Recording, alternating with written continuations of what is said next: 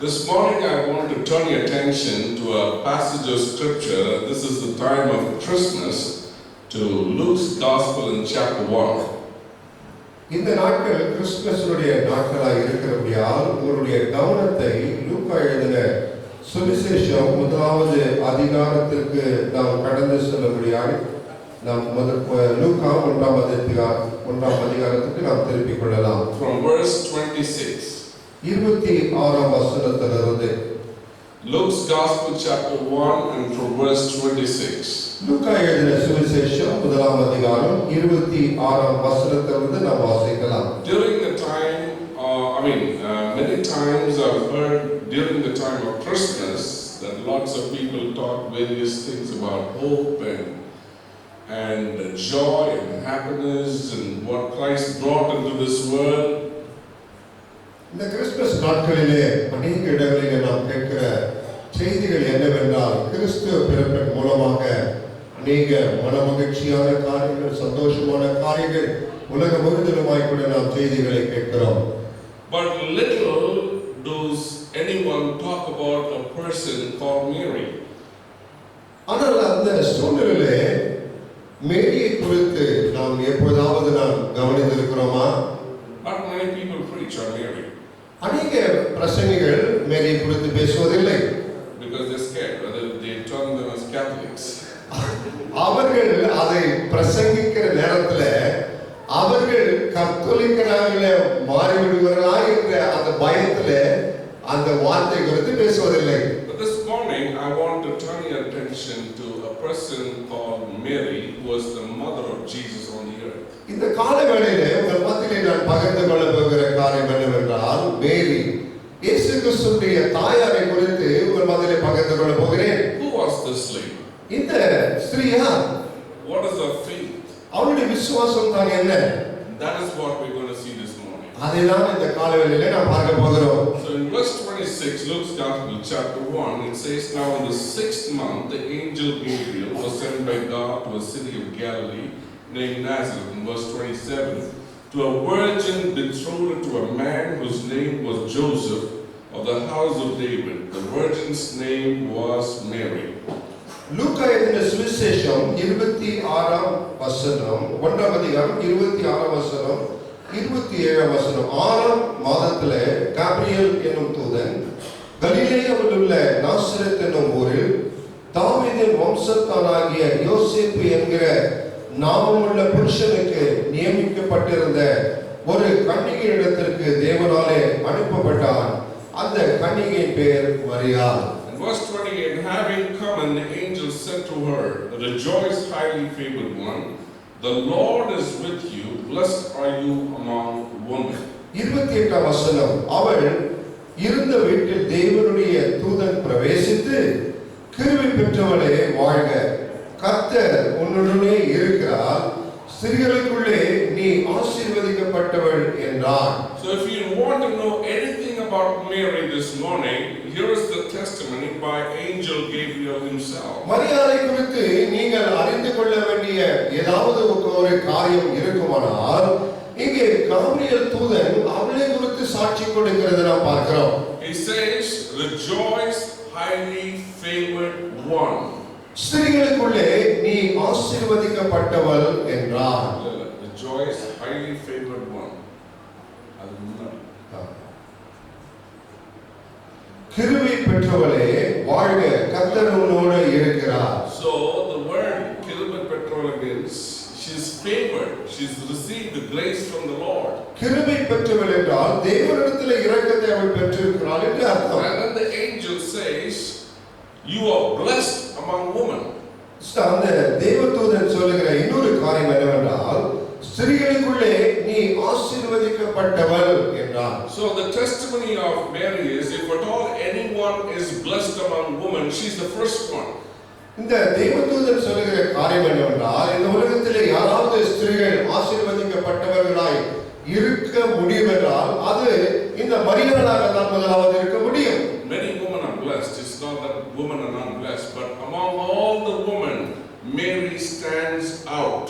இந்த ஸ்திரீகள் எல்லாரும் கூட ஆசீர்வதிக்கப்பட்டவர்கள் தான். ஆனால் விசேஷமானவாய் பார்க்கும்போது மரியாள் அங்கே ஆசீர்வதிக்கப்பட்டவளாய் விசேஷமானவளாய் காணப்படுகிறார். Now that is what we're going to see this morning. Why she was so highly favored.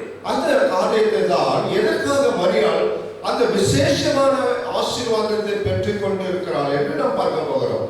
And how did she was so blessed among all women? எப்படியாக எல்லா ஸ்திரீகளுக்குள்ளாக அவள் ஆசீர்வதிக்கப்பட்டவள் என்பதை பார்க்க போகிறோம். You see, Mary was about 13 to 16 years of age when she was pregnant with Jesus. இயேசு கிறிஸ்துவை அவள் சுமப்பதற்கு முன்பாக கர்ப்பவதி ஆவதற்கு முன்பாக ஏறக்குறைய 13 லிருந்து 16 வயது வரையில் கூட இருக்க வேண்டும் என்று சொல்லப்படுகிறது. You may be shocked to know that she was such a young girl. நீங்கள் அதை கேட்கும்போது உங்களுக்குள்ளாக ஒரு கலக்கம் ஏற்படலாம். எதற்காக இப்படி ஒரு இளம் வயது ஸ்திரீ என்று பார்க்கலாம். Much younger than some of the girls sitting here. இங்கே உட்கார்ந்து இருக்கிற சில சகோதரிகளுக்கு உங்களுடைய வயதை குறித்து உங்களுடைய வயதோட குறைவாய் காணப்படலாம். So Mary was a godly woman. மரியாள் அங்கே கர்த்தருக்கு வாய்ந்த ஒரு ஸ்திரீ. Mary was a woman was waiting for the Messiah. மேசியா வருகைக்காக காத்திருந்த ஸ்திரீகளுக்குள்ளே மரியாள் ஒருவளாய் இருக்கிறார். And Mary was a righteous person. மரியாள் அங்கே நீதி உள்ளவளாய் காணப்படுகிறார். So that's why we see that God had chosen her to be a vessel of honor. அது நிமித்தமாய் தான் அங்கே கனத்திற்குரிய பாத்திரமாய் மரியாளை தேவன் அங்கே தெரிந்து கொண்டார். You see, when God chooses someone, it's based on your dependence upon God. ஒருவர் தெரிந்து கொள்ளப்பட வேண்டும் என்றால் அவர்கள் தேவன் பேரிலே எப்படியாக சார்ந்திருக்கிறார்கள் என்று நாம் அங்கே பார்க்க வேண்டும். அவள் அங்கே தாழ்மையாக இருக்க வேண்டும். You need to be godly. அங்கே கர்த்தருக்கு பயந்திருக்க வேண்டும். You need to be dependent upon the Lord. தேவன் பேரிலே சார்ந்திருக்க வேண்டும். And you should be a person waiting for the Messiah. அது மாத்திரமல்ல மேசியாவுடைய வருகைக்காக காத்திருக்கிறவளாய் இருக்க வேண்டும். So this is the woman that we see in Mary. இந்த காரியத்தை தான் அந்த மேரியுடைய மரியாளுடைய வாழ்க்கையில நாம் பார்க்கிறோம். And that's why the angel says, "Blessed are you among women." அது நிமித்தமாய் தான் அங்கே தேவதூதன் அறிவிக்கிற காரியம் என்னவென்றால் ஸ்திரீகளுக்குள்ளே நீ ஆசீர்வதிக்கப்பட்டவள். Now in verse 29, 29ஆம் வசனம், she was troubled at the saying. அவளோ அவனை கண்டு அவன் வார்த்தையினால் கலங்கி. So when the angel spoke to her about what he said now, she was afraid. அங்கே தேவதூதன் அறிவித்த அந்த வார்த்தை நிமித்தமாய் அவளுக்குள்ளாக இங்கே கலக்கம் ஏற்படுகிறது. Now you may ask the question, why should somebody be scared when the angel says you are most blessed of all people? நீங்கள் ஒருவேளை இப்படியாக நீங்கள் யோசிக்கலாம், தேவதூதன் வந்து நீ ஆசீர்வதிக்கப்பட்டவள் என்று சொல்லப்படும் போது எதற்காக பயப்பட வேண்டும்? Why should she fear? எதற்காக அந்த பயம் வந்தது? Because the angel says in verse 30, the angel said to her, "Do not be afraid." 30ஆம் வசனத்துல தேவதூதன் அவளை நோக்கி மரியாளே பயப்படாதே. Because you have found favor with the Lord. ஏனென்றால் நீ தேவனிடத்திலே கிருபை பெற்றிருக்கிறாய். You have received favor from the Lord. நீ தேவனிடத்திலே கிருபை பெற்றிருக்கிறாய். You see, why was Mary afraid? எதற்காக அங்கே மரியாள் கலங்க வேண்டும்? When the angel said, "You are most blessed among all women," that brought fear into her. தேவதூதன் மரியாளை பார்த்து சொன்ன வார்த்தை, ஸ்திரீகளுக்குள்ளே நீ ஆசீர்வதிக்கப்பட்டவள் என்று சொன்ன அந்த வார்த்தை குறித்து அவளுக்குள்ளாக அங்கே கலக்கம் பயம் ஏற்படுகிறது. You see, from the time the prophecy was made to Judah, one of the sons of Jacob, யாக்கோபினுடைய குமாரனாகிய யூதா அவனுக்கு தீர்க்க தரிசனமாக சொன்ன வார்த்தை என்னவென்றால், because through Judah the scepter shall rise. In other words, the Messiah will come through Judah. அந்த யூதாவின் மூலமாக செங்கோல் எழும்பும். அது மாத்திரமல்ல சந்ததி எழும்பும் அங்கே சொல்லப்படுகிறது. From the time the prophecy was made to Judah, the Jewish people were always waiting. Every woman in Judah was anticipating who would be the blessed woman. அங்கே யூதாவின் மூலமாக தீர்க்க தரிசனமாக அறிவித்த அந்த வார்த்தை நிமித்தமாக அந்த யூதேய தேசத்தில் இருந்த ஸ்திரீகள் எல்லாரும் கூட ஒரு விதமான எதிர்ப்போடு கூட காத்து கொண்டிருந்தார்கள். அந்த ஆசீர்வதிக்கப்பட்டவர் அது மாத்திரமல்ல, யார் மூலமாக இயேசுவானவர் இந்த உலகத்தில் வரப்போகிறார்கள் என்ற எதிர்பார்ப்போடு அங்கிருந்த கன்னிகைகள் எல்லாம் கூட காத்து கொண்டிருந்தார்கள். So from the time the nation of Israel was formed, the Jewish tribe, the tribe of Judah, every woman in the tribe of Judah was waiting whether she would be the blessed woman to bear the Messiah. இஸ்ரவேல் தேசத்துல யூதா அந்த கோத்திரத்துல அறிவிக்கப்பட்டிருந்த அந்த காரியத்தை நிமித்தமாக அந்த நாட்களிலே காணப்பட்ட ஸ்திரீகள் அந்த ஆசீர்வதிக்கப்பட்ட ஸ்திரீயாய் நான் இருக்கக்கூடாதா என்று சொல்லி அவர்கள் ஆவலோடு கூட காத்திருந்தார்கள் என்று பார்க்கிறோம். So down through the centuries, it has gone almost 1500 years and the Messiah has still not come into the world, and bang, here comes Gabriel and announces to a little girl who is between 13 to 16 years old. ஏறக்குறைய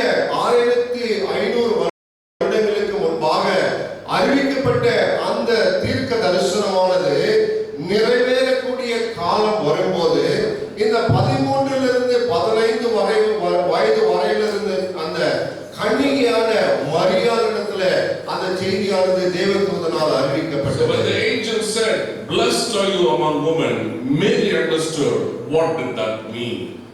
ஸ்திரீகளுக்குள்ளே நீ ஆசீர்வதிக்கப்பட்டவள் என்று தேவதூதன் அறிவிக்கும் போது அந்த இடத்துல அந்த ஆசீர்வாதம் என்ன என்பதை மரியாள் அறிந்து கொண்டாள். She knew that she is going to bear the Messiah. அவள் அறிந்து கொண்ட காரியம் என்னவென்றால் அவள் மூலமாக மேசியாவானவர் இந்த உலகத்திலே வரப்போகிறார். That's why I said Mary was a humble woman. அது நிமித்தமாய் நான் சொல்லப்படுகிறது மரியாள் மிகவும் மனத்தாழ்மையுள்ள ஸ்திரீ. Because she thought to herself, how can I be the person to bear the Messiah? காரியம் என்னவென்றால் அந்த பிள்ளையை நான் பெற்றெடுப்பதற்கு நான் எம்மாத்திரம் என்றாங்க அறிந்து கொண்டார். So then God, the angel says in verse 30. அங்கே 30 வசனத்திலே தேவதூதன் இப்படியே சொல்லுகிறார். Do not be afraid, Mary. மரியாளே பயப்படாதே. Don't be afraid. பயப்படாதே. You have found favor with God. ஏனென்றால் நீ தேவனிடத்திலே கிருபை பெற்றிருக்கிறாய். This morning, if you want to find favor with God, இந்த காலை வேளையிலே தேவனிடத்திலே நீங்கள் இரக்கத்தை கிருபையை பெற்றுக்கொள்ள வேண்டும் என்றால் you need to humble yourself. நீங்கள் நம்மை நாமே தாழ்த்த வேண்டும்.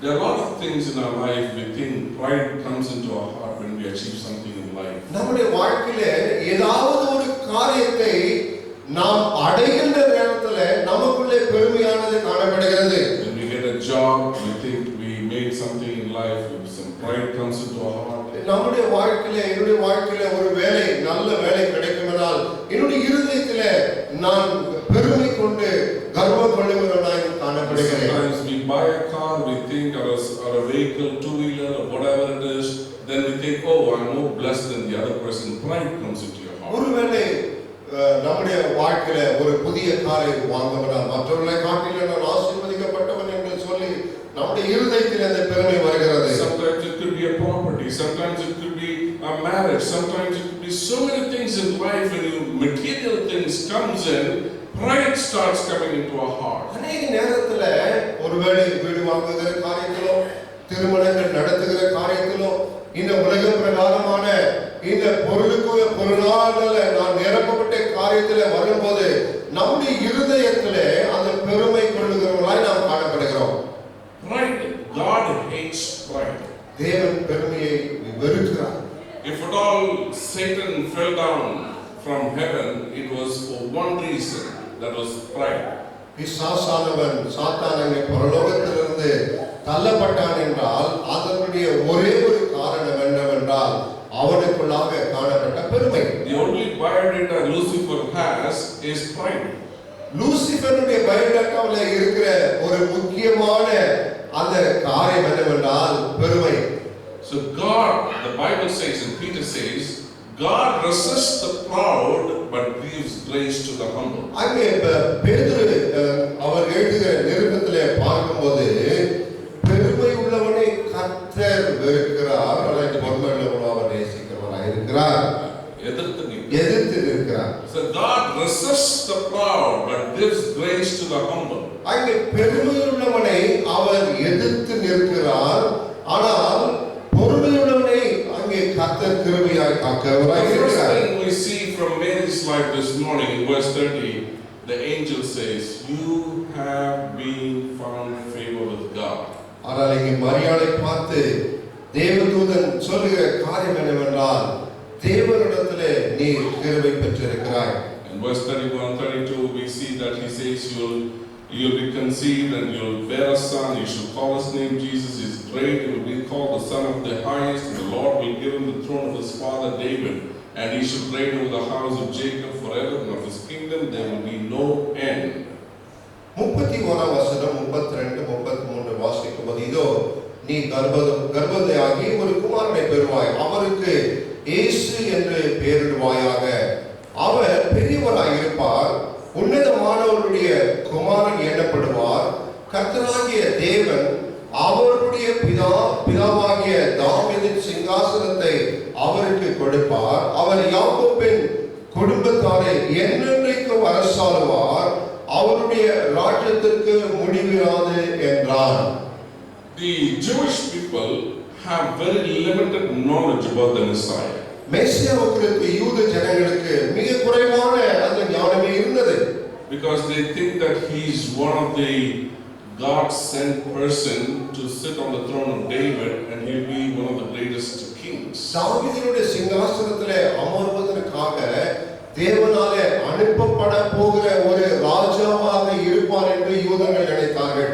But the Jewish people cannot comprehend that the Messiah is also the Son of God, is co-equal with ஆனால் God. அவர்கள் அறிந்து கொள்ளாத காரியம் என்னவென்றால், அந்த இயேசுவானவர் பிறக்க போகிறவர் தாவீதுடைய சிங்காசனத்திலே மாத்திரம் வீற்றிருக்கிறவர் மாத்திரமல்ல, அவர் தேவனுடைய குமாரன் எனப்படுவார் என்று அவர்கள் அறியாதிருந்தார்கள். Until this day they can't understand that. இந்த நாள் வரையிலும் கூட அவர்கள் அறிந்து கொள்ளவில்லை. So when you say we believe in God the Father, the God the Son and God the Holy Spirit, they think that we are the pantheists worshiping many gods. பிதா குமாரன் பரிசுத்த ஆவி என்று சொல்லப்படும் போது அவர்கள் நினைக்கிற காரியம் என்னவென்றால், நீங்கள் ஏதோ பலவிதமான தேவர்களை நீங்கள் ஆராதிக்கிறீர்கள் என்று அவர்கள் எண்ணுகிறார்கள். They think that you don't worship one God but three gods. நீங்கள் ஒரு தேவனை அல்ல, பல தேவர்களை நீங்கள் ஆராதிக்கிறீர்கள் என்று அவர்கள் நினைக்கிறார்கள். Little did they comprehend, because the angel clearly says in verse 32, he shall be called the Son of the Highest. In other words, Son of God. 32 வசனத்துல அவர் பெரியவராய் இருப்பார், உன்னதமானவருடைய குமாரன் என்று அழைக்கப்படுவார் என்று எழுதியிருக்கிறது. I have a lot of Jewish friends at my work. நான் வேலை செய்கிற இடத்துல अनेक யூதர்கள் எனக்கு நண்பர்கள் இருக்கிறார்கள். So when I talk to them about the scriptures and about my faith in Jesus, நான் இயேசு கிறிஸ்து பேரில் வைத்திருக்கிற விசுவாசத்தை குறித்து தேவனுடைய வார்த்தைகளை அவரிடத்திலே பகிர்ந்து கொள்ளும்போது they don't like to listen. அதை அவர்கள் கேட்க விரும்ப மாட்டார்கள். Because then I ask them a question, because the Jesus that I am worshiping and believing is also mentioned in the Hebrew scriptures.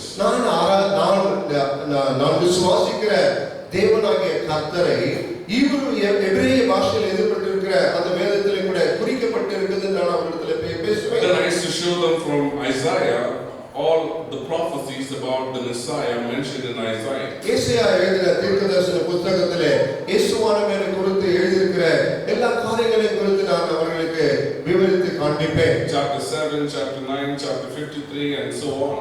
6ஆம் அதிகாரம் 7ஆம் அதிகாரம் 53ஆம் அதிகாரம் எல்லாவற்றையும் கூட நான் அவர்களுக்கு So I used to ask them a question. Don't you guys read the scriptures? It's there in your Bible. இதை நீங்கள் வாசிக்கிற அந்த வேதத்திலே எழுதியிருக்கிறதை குறித்து நீங்கள் வாசிக்கிறதெல்லாம் என்று அவர்களுக்கு கேட்பேன். And so the Jewish friends used to tell me, அந்த யூத நண்பர்கள் என்னிடத்தில் இப்படியே சொல்வார்கள், when we go to study the scriptures, the rabbis tell you to skip all these portions. நாங்கள் அந்த வேதத்தை வாசிக்கும் போது எங்களுக்கு இருக்கிற அந்த குருமார்கள் அவர்கள் என்ன சொல்லுவார்கள் என்றால், இயேசுவானவரை குறித்த அந்த பாகத்தை எல்லாம் நீங்கள் படிக்க கூடாது, நீங்கள் அதை விட்டுவிட வேண்டும் என்று எங்களுக்கு போதிப்பார். So these passages in Isaiah, they deliberately skip it so that the public does not listen and read this. அதை வேண்டுமென்றே அவர்கள் வாசி வாசிக்க கூடாது, அதை பொது ஜனங்கள் அதை அறிந்து கொள்ளக்கூடாது என்பது அவர்களுடைய எண்ணமாய் இருக்கிறது என்று சொல்வார்கள். You see, one more group also does the same thing among Christians. It's called the Catholics. Catholics என்ற இன்னொரு கூட்டம் கூட இருக்கிறது. அது அவர்களும் கூட அதை தான் செய்வார்கள்.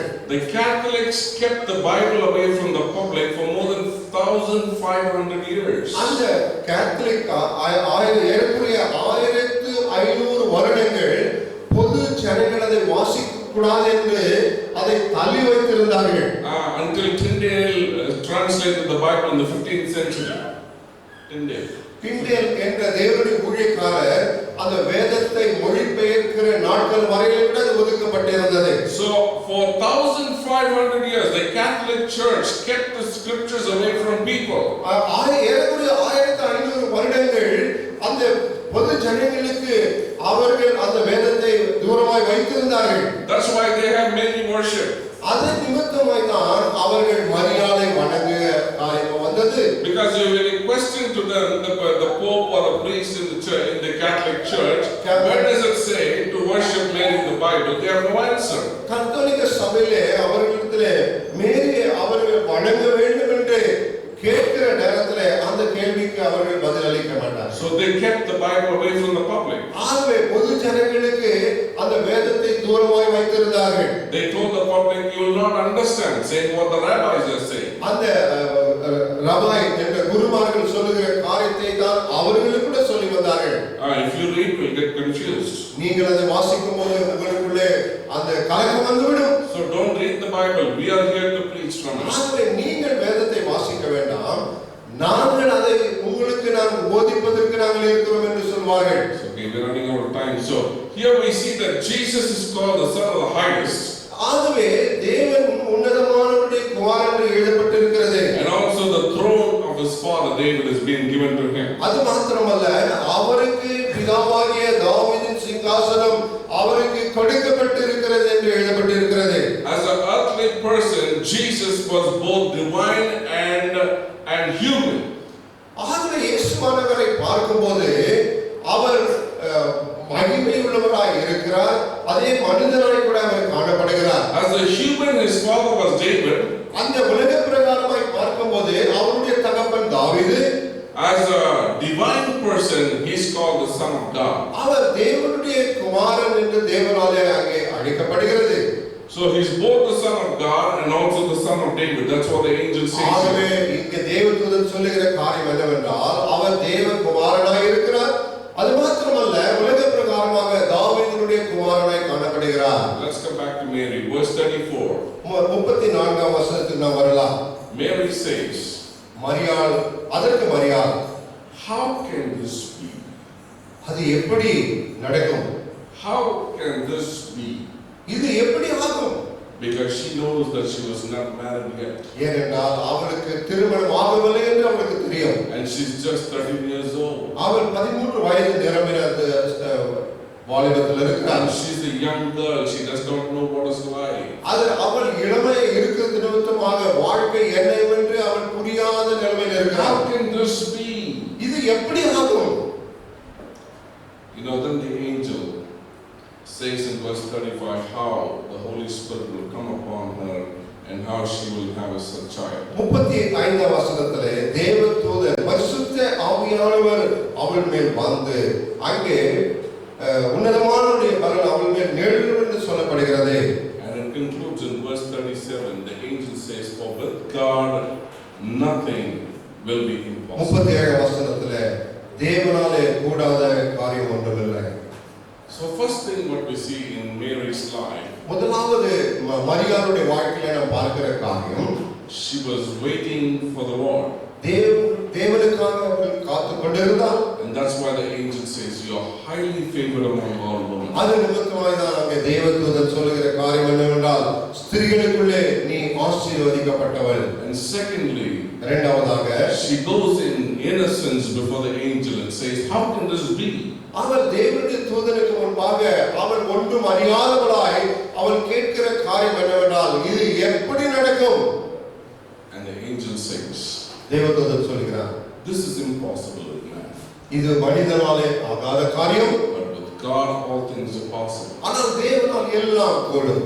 This is the second time this verse is used in the Bible. இது வேதத்திலே இரண்டாவது முறையாக உபயோகப்பட்டிருக்கிறது. The first time it was used in the Bible was in the book of Genesis. ஆதியாகமத்திலே அது அந்த வார்த்தை முதலாவது சொல்லப்பட்டிருக்கிறது. It was given to the first couple, Abraham and Sarah, the couple of faith. விசுவாசத்தினுடைய தம்பதிகளாக இருந்த ஆபிரகாம் சாராளுக்கு அந்த வார்த்தை கொடுக்கப்பட்டது. They were past their age. They had crossed all human limitations. Then God speaks to them and says, "This is impossible with man, but not with God."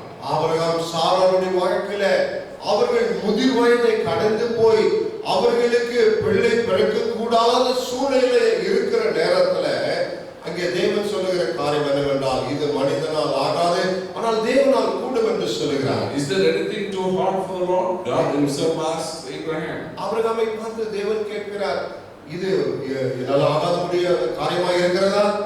This morning God is asking us the same thing. அதே கேள்வியை நம்மிடத்தில் இந்த காலவெளியில தேவன் கேட்கிறார். Is there any need that you have gone before God and put it before his feet? தேவனிடத்துல வந்து அவருடைய பாதத்துல நம்முடைய காரியங்களை வைக்கும்போது have we ever doubted that God is unable to do it? எப்பொழுதாவது நாம் சந்தேகப்பட்டிருக்கிறோமா இது தேவனால் செய்ய முடியுமா என்று?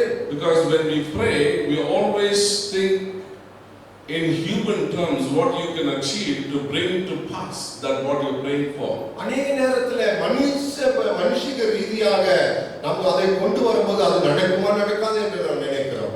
We ourselves decide whether this will happen or not. நாமே தீர்மானித்து விடுகிறோம் ஒருவேளை இது நடக்குமா அல்லது நடக்காதா. When it doesn't happen in your strength, then you go to God.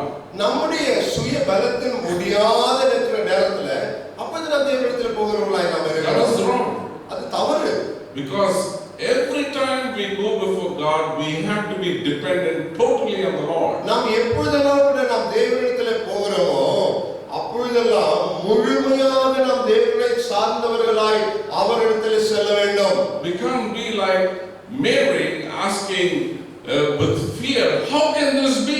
மரியாள் அவளுக்கு இருந்த பயத்து நிமித்தமாய் கேட்டது போல அது எப்படி ஆகும் என்று அந்த பயத்தோடு நாம் இருக்க கூடாது. When God has said something will happen in your life, it will happen no matter what. ஒருவேளை தேவன் உன்னுடைய வாழ்க்கையில இது நடக்கும் என்று சொன்னாரானால் நிச்சயமாக தேவனால் அது நடக்கும். Now I'm not preaching to you a prosperity gospel. நான் உங்களிடத்தில் செழிப்பான காரியங்களை குறித்து செழிப்பு போதனை நான் உங்களுக்கு போதிக்கவில்லை. Because we walk in faith as believers. நாம் விசுவாசிகளாக விசுவாசத்திலே நாம் நடக்கிறவர்களாக இருக்கிறோம். We need to show to this world that we worship a true God. ஏனென்றால் நாம் இந்த உலகத்திலே இருக்கும்போது நான் ஆராதிக்கிற தேவன் அவர் உண்மையுள்ள தேவன் என்பதை நாம் காட்ட வேண்டும். How do you show that he is a true God? அவர் உன்னுடைய வாழ்க்கையிலே உண்மையுள்ள தேவன் என்று காட்டுகிறோமா? Because he's a God, he's a God of impossibility. அவர் அங்கே முடியாத காரியங்களை நிறைவேற்றுகிற தேவன் நம்முடைய He's a தேவன். God who brings to pass those things that you cannot do for yourself. உன்னால் செய்ய முடியாத காரியத்தை அவர் செய்கிற தேவனாக இருக்கிறார். When Mary realizes that God is involved in it. ஆகவே அங்கே மரியாள் அங்கே நினைக்கிற அந்த தீர்மானிக்கிற காரியம் என்றால் இதிலே தேவன் அங்கே சார்ந்தவராய் அதிலே ஈடுபடுகிறவராய் இருக்கிறார். When Mary realized that it is God who is involved, தேவன் அதிலே அந்த காரியத்தில் இருக்கிறார் என்று மரியாள் அறிந்தபோது look at verse 38. 38 வசனம். Then Mary said, அதற்கு மரியாள், "Behold the maidservant of the Lord, let it be to me according to your word." இதோ நான் ஆண்டவருக்கு அடிமை உம்முடைய வார்த்தைப்படி எனக்கு ஆக கடவுளே என்றார். See, when you come to the realization that God is involved, you say with Mary, let it be according to your word. அந்த நமக்கு அப்படிப்பட்ட எண்ணங்கள் வரும்போது நாம் சொல்ல வேண்டிய காரியம் உம்முடைய வார்த்தையின்படி ஆக கடவுளே. Mary was so blessed. அங்கே மரியாள் மிகவும் ஆசீர்வதிக்கப்பட்டவர். And I can preach all about her in this chapter 1 of Luke. It is filled with verses, more than 70 verses there. I can preach all day today on Mary's life.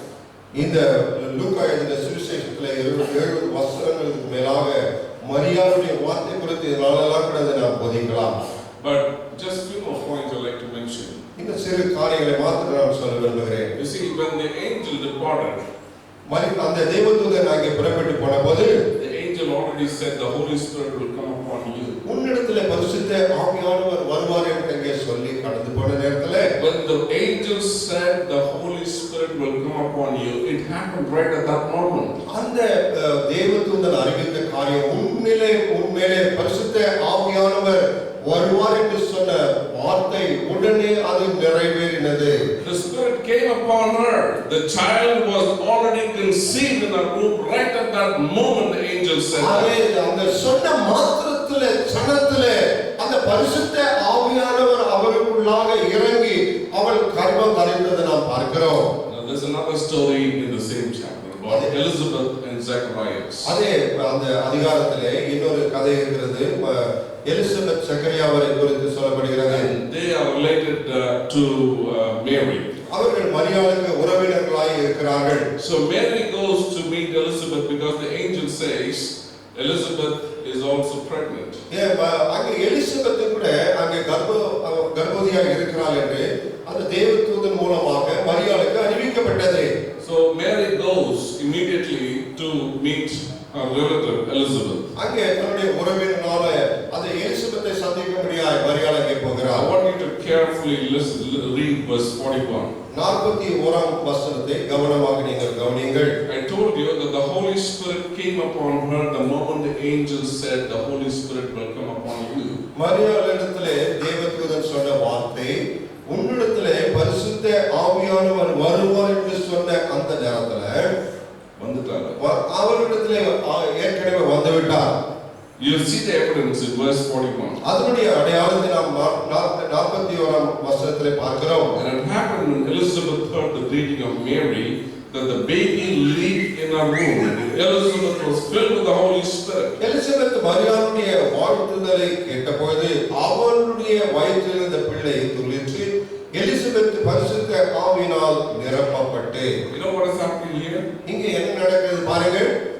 Mary just speaks. மரியாள் அங்கே பேசுகிறார். And she speaks because she's filled with the Holy Spirit. ஏனென்றால் அவள் பரிசுத்த ஆவியினாலே நிரப்பப்பட்டிருக்கிறது நிமித்தமாய் பேசுகிறார். The child is already in the womb now. அவளுடைய வயிற்றிலே பிள்ளை இப்பொழுது இருக்கிறது. Because the time that took Mary from the time she left Judah and she came to meet Elizabeth, it is almost a week or two, almost the travel time. அங்கே எலிசபெத்தை அவள் சந்திக்கும்படியாக யூதேய தேசத்திலிருந்து அவள் புறப்பட்டு வந்த காலகட்டங்கள் ஏறக்குறைய ஒரு வாரமாய் இருந்திருக்கிறது. Because it's about 120 miles travel by foot. 120 அந்த மைல் நடை பயணமாய் அவள் வந்திருக்கிறார். So she immediately goes to meet her relative Elizabeth. அங்கே தன்னுடைய உறவினரான எலிசபெத்தை சந்திக்கும்படியாய் போகிறார். So when she comes and speaks, அவள் அந்த இடத்துல வந்து அவள் பேசும்போது Elizabeth is already pregnant 6 months. அங்கே எலிசபெத் அங்கே 6 மாதம் கர்ப்பவதியாக இருக்கிறார். The child in the womb of Elizabeth is jumping with joy by hearing the words of Mary. மரியாளுடைய வார்த்தை கேட்ட மாத்திரத்திலே எலிசபெத்தினுடைய வயிற்றில் இருக்கிற அந்த பிள்ளை அங்கே துள்ளி குதித்ததை நாம் அங்கே பார்க்கிறோம். You see how the Holy Spirit works. இங்கே பரிசுத்த ஆவியானவர் எப்படி கிரியை செய்கிறார் என்று When பாருங்கள். a person is anointed, was filled with the Holy Spirit, நான் பரிசுத்த ஆவியினாலே நிரப்பப்பட்டிருக்கும் போது it is evident to the person outside. அது மற்றவர்களிடத்தில் பேசும்போது அந்த காரியம் உறுதிப்படுகிறது பார்க்கிறோம். This is the evidence of a person filled with the Holy Spirit. இதுதான் பரிசுத்த ஆவியானவரால் நிரப்பப்படுகிறவருடைய அடையாளமாய் காணப்படுகிறது. The moment Mary speaks, the child in Elizabeth's womb is jumping for joy. மரியாள் பேசின மாத்திரத்திலே எலிசபெத்தினுடைய கர்ப்பத்தில் இருக்கிற அந்த பிள்ளை துள்ளிற்று என்று பார்க்கிறோம். It's not Mary who is speaking here. மரியாள் பேசவில்லை. It is the Holy Spirit who is speaking through Mary. பரிசுத்த ஆவியானவர் அங்கே மரியாள் மூலமாய் பேசுகிறார். He is already inside. Jesus is inside her. ஏனென்றால் அவர் ஏற்கனவே உள்ளே இருக்கிறார். இயேசுவானவர் தன்னுடைய கர்ப்பத்தில் இருக்கிறார். And that's why it says in verse 41, Elizabeth was filled with the Holy Spirit. Elizabeth பரிசுத்த ஆவியினால் நிரப்பப்பட்டாள் என்று எழுதப்பட்டிருக்கிறது. Just by speaking, just by hearing Mary speak, she was filled with the Holy Spirit. பேசும்போது மரியாள் அந்த பரிசுத்த ஆவியினாலே பேசும்போது எலிசபெத்தும் கூட இங்கே பரிசுத்த ஆவியினாலே நிரப்பப்படுகிறதை பார்க்கிறோம். You see, you and I can become such people only when we are filled with the Holy Spirit. நாம் கூட எப்பொழுது பரிசுத்த ஆவியினாலே நிரப்பப்பட்டவர்களாய் இருக்கிறோமோ அப்படிப்பட்ட காரியம் நம் மூலமாய் கூட நடக்கிறதா இருக்கிறது. Are you walking in your flesh or are you walking in the Spirit? நாம் சரீரத்திலே அங்கே நடக்கிறவர்களாய் இருக்கிறோமா அல்லது ஆவியிலே நடக்கிறவர்களாய் இருக்கிறோமா? Because if you're walking by the Spirit, others will come to know that you are a Christian because the Spirit of God is evident in you. நாம் ஆவியிலே நடத்தப்படும்போது மற்றவர்கள் நம்மை பார்க்கும்போது நம்மை பார்த்து கிறிஸ்தவர்கள் என்று சொல்வார்கள். ஏனென்றால் நாம் பரிசுத்த ஆவியினாலே நிரப்பப்பட்டவர்களாய் இருக்கிறேன் என்று. I can talk, I can preach a message with my knowledge and intellect. என்னுடைய சுய ஞானத்தினாலே நான் வார்த்தைகளை பேச முடியும். I can pretend to be a Christian just by mere knowledge and wisdom. என்னுடைய வாழ்க்கையில இருக்கிற எனக்குள்ளாக காணப்படுகிற ஞானத்தை நிமித்தமாய் நான் கிறிஸ்துவன் என்று மற்றவர்களுக்கு நான் காண்பித்துக் கொள்ள முடியும். But the evidence that you are a Christian is seen only when the Holy Spirit of God is evident in your life. ஆனால் நம்முடைய வாழ்க்கையில பரிசுத்த ஆவியானவர் நம்முடைய வாழ்க்கையில இருக்கிறதுடைய அடையாளம் அதுவாய் நாம் காணப்பட வேண்டும். So this morning, இந்த காலை வேளையில what are we learning from Mary? மரியாளுடைய வாழ்க்கையிலிருந்து நாம் என்ன காரியத்தை கற்றுக்கொள்கிறோம்? She was a blessed woman. ஏனென்றால் அவள் ஆசீர்வதிக்கப்பட்டவள். She was a highly favored woman. அவள் தேவனாலே கிருபை பெற்றவளாய் She இருக்கிறாள். was a humble woman. அங்கே தாழ்மை உள்ளவளாய் இருக்கிறாள். She was a woman filled with the Holy Spirit of God. தேவனுடைய பரிசுத்த ஆவியினாலே நிரப்பப்பட்டவளாய் இருக்கிறாள். And she's a woman who took God's will as her will. தேவனுடைய சித்தத்தை தன்னுடைய சித்தமாய் அவள் எடுத்துக்கொண்டாள். Do you know what a shame she had to go through to become pregnant when she was 13 years old? 13 வயதிலே அவள் கர்ப்பவதியாக காணப்படும்போது அவள் எத்தனை விதமான அவமானத்திலே அவள் போயிருக்க கூடும். Because she's not married. ஏனென்றால் அவளுக்கு திருமணமாகவில்லை. She's just engaged. அவள் அந்த திருமணத்திற்கென்று அவள் ஒப்பந்தம் செய்ய நியமித்திருக்கப்பட்டிருக்கிறாள். Joseph, the Bible says Joseph was secretly thinking to put her away. அங்கே யோசேப்பை பார்க்கும்போது ரகசியமாக அவளை தள்ளிவிடலாம் என்று நினைக்கிறான். There was so much of pain and anguish and humiliation going on in Mary. மரியாளுடைய வாழ்க்கையில எவ்வளவு பெரிய கலக்கங்கள், எவ்வளவு பெரிய அவமானமான காரியங்கள் எல்லாம் கூட அவளுடைய வாழ்க்கையில நடந்து கொண்டிருக்கிறது. There is one thing that is very striking about Mary's conversation with the angel. அங்கே பரிசுத்த அந்த தேவ தூதனோடு கூட பேசுகிற ஒரு காரியம் என்னவென்று பார்க்கும்போது, let it be according to your word. உம்முடைய வார்த்தையின்படி அது நடக்க கடவுது. See, this morning when we come before God and we lay our lives before the altar, தேவனுடைய சமூகத்தில் வந்து அவருடைய பலிபீட தண்டனை நாம் சமர்ப்பிக்கும் போது, when we say to the Lord, let it be according to your word in my life. உம்முடைய வார்த்தையின்படி என்னுடைய வாழ்க்கையில நடக்கட்டவது. When we say that, நாம் அப்படி சொல்லும்போது our lives will be changed. நம்முடைய வாழ்க்கை மாற்றப்படும். We have to mean it with all our hearts. நம்முடைய இருதயத்தை முழு இருதயத்தோடு கூட அதை நாம் சொல்ல வேண்டும். Not just make a confession and then go back and make your own plans. ஏதோ ஒரு அறிக்கை செய்துவிட்டு நம்முடைய சுய திட்டத்தின் பிரகாரமாய் நாம் அங்கே போகக்கூடாது. But we have to mean it with all our hearts. நம்முடைய முழு இருதயத்தோடு நம்ம அந்த காரியத்தை Because when you go out, நாம் வெளியே போகும்போது you are already filled with the Holy Spirit. ஏற்கனவே பரிசுத்த ஆவியினாலே நிரப்பப்பட்டு இருக்கிறார். That has to be evident when somebody else sees you. அதுவே மற்றவர்கள் பார்க்கும்போது பரிசுத்த ஆவியானவர்களே நிரப்பப்பட்டதனுடைய அடையாளமாய் காணப்படும். So we see that in Mary's life. அதைதான் நாம் மரியாளுடைய வாழ்க்கையில பார்க்கிறோம். Now, as I said in the beginning of the message, நான் என்னுடைய செய்தியின் ஆரம்பத்தில் சொன்ன காரியம், when we receive a blessing, நாம் ஆசீர்வாதத்தை பெற்றுக்கொள்ளும் போது how do you respond? நாம் எப்படி அதற்கு நாம் பதில் கொடுக்கிறவர்களா இருக்கிறோம்? Two words: receive, respond. நாம் பெற்றுக்கொண்டு அதற்கு மறுபதில் அளிக்க வேண்டும். So how do you respond to your blessings? நம்முடைய ஆசீர்வாதத்திற்கு நாம் எப்படி நாம் காணப்படுகிறோம்? Did Mary become proud? அங்கே மரியாதை பெருமையாக இருந்தாலா? Did Mary become arrogant? அல்லது மரியாள் அங்கே எதிர்மாறாய் நடந்து கொண்டாளா? Oh, the Son of God is going to be born through me. தேவனுடைய குமாரன் என் மூலமாய் பிறக்க போகிறார். He is my child.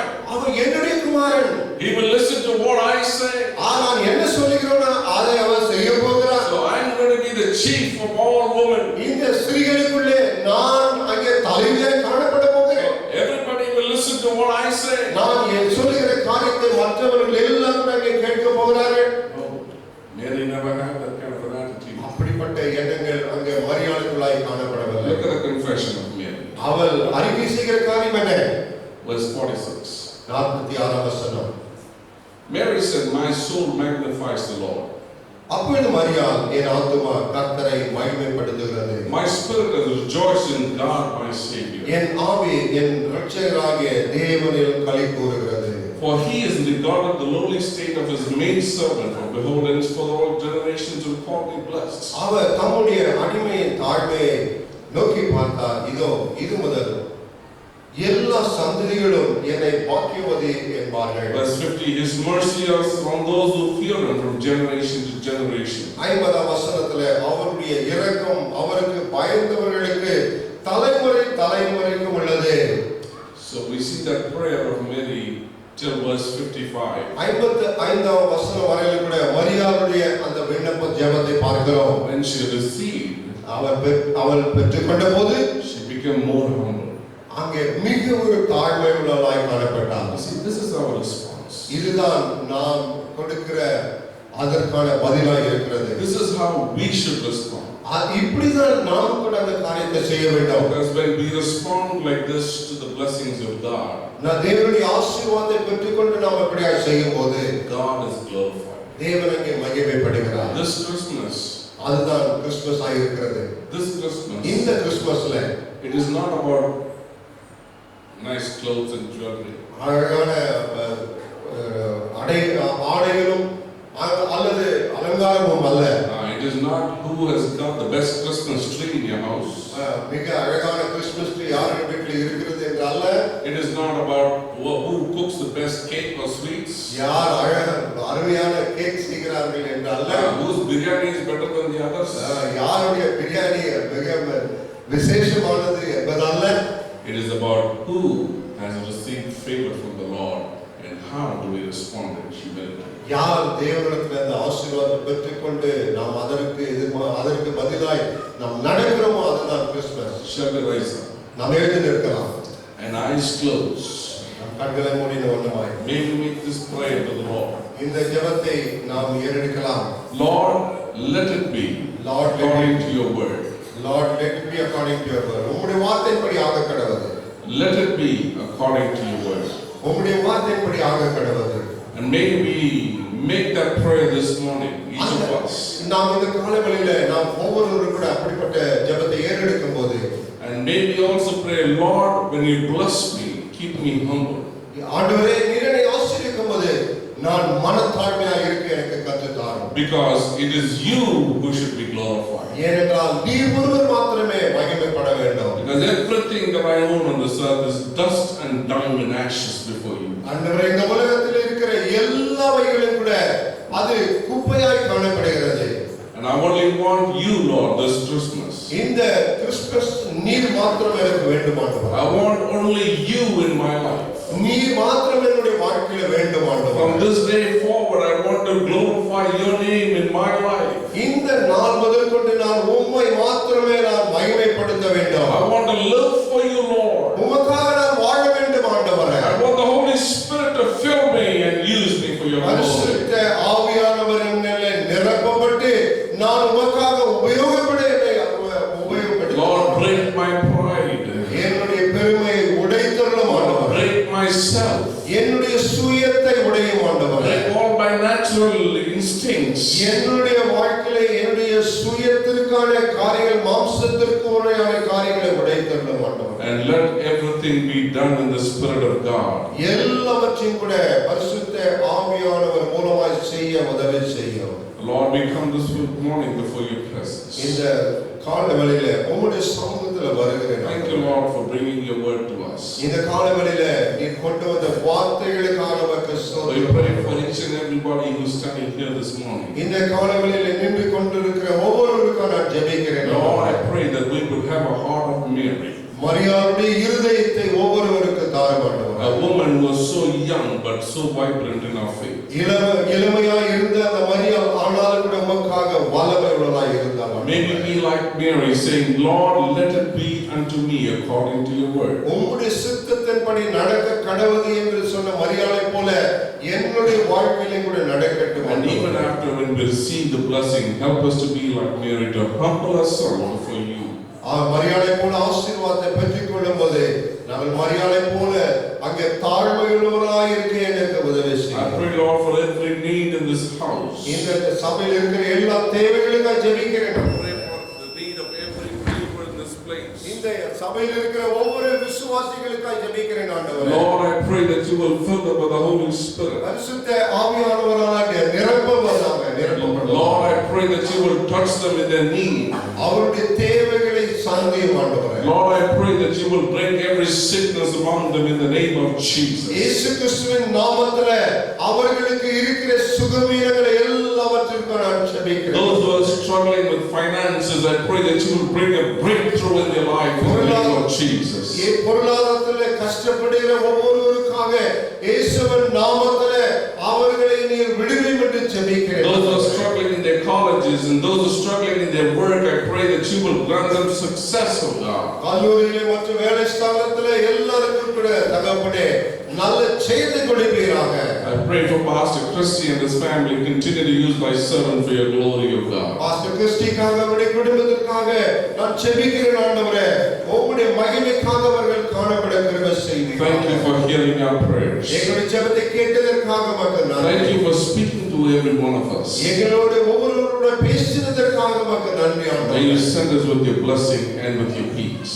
எங்களை சமாதானத்தோடு ஆசீர்வாதத்தோடு எங்களை அனுப்பும் ஆண்டவரே. For we offer this prayer with thanksgiving in Jesus' precious name. நன்றி அறிதலோடு இயேசு கிறிஸ்துவின் உன்னதமான நாமத்தில் ஜெபிக்கிறோம் பிதாவே.